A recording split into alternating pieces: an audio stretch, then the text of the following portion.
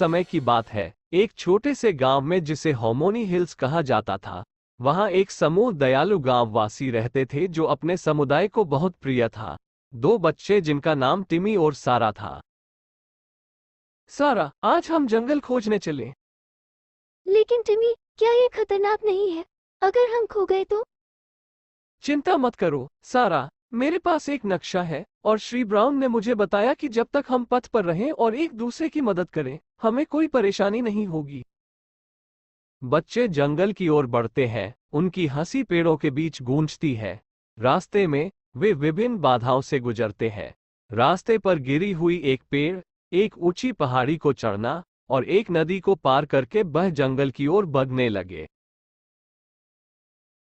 टिमी, अब हम क्या करें?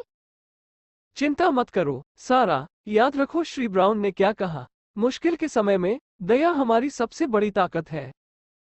बच्चे मिलकर गिरी हुई पेड़ को साफ करने, एक दूसरे की मदद करने की कोशिश करते हैं और नदी को पार करने के लिए एक मजबूत पुल बनाते हैं। टिमी, हमने कर लिया। हमने जंगल में निकलने में कामयाबी प्राप्त की। धन्यवाद दया और टीमवर्क की मदद से। बिल्कुल सही सारा, अब चलो वापस आते हैं और सबको हमारे जादूगरी के बारे में बताते हैं। बच्चे हार्मोनी हिल्स की ओर लौटते हैं और गांव के नागरिकों को नगर में इकट्ठा करते हैं।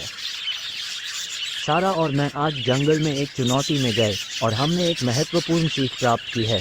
दया और टीम वर्क की मदद से हम कोई भी बाधा को पार कर सकते हैं। मेरे प्यारे गांव वासियों, आज टिमी और सारा ने हमें एक मूल्यवान सीख प्रदान की है। संकट के समय में ये दया है जो हमें एक साथ बांधती है और हमें सफलता प्राप्त करने में मदद करती है। और इस प्रकार हार्मोनी हिल्स के गांव में दया और टीमवर्क वो मार्गदर्शक नियम बन गए जो समुदाय को और भी करीब लाया और उन्हें खुशहाली से रहने का आनंद मिला, जानते हुए कि कोई भी बाधा बहुत बड़ी नहीं होती जब दिल में दया से भरा होता है।